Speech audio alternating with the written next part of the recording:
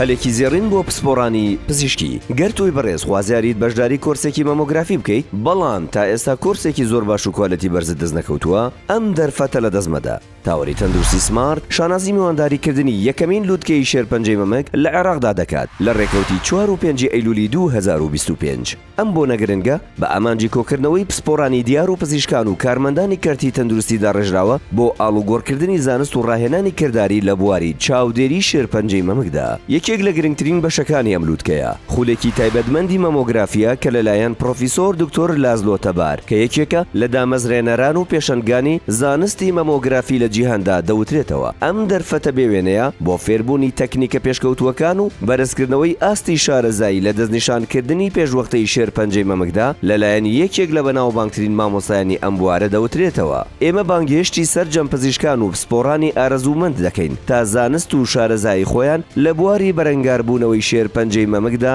نوێ بکەنەوە. یەک لووتکە، یەک گفتوگۆ، کلیلی داهاتوویەکی ڕووناکتر. ئێمە ئامادەین بۆ گۆڕانکاری. سمارت وەرچەرخانە.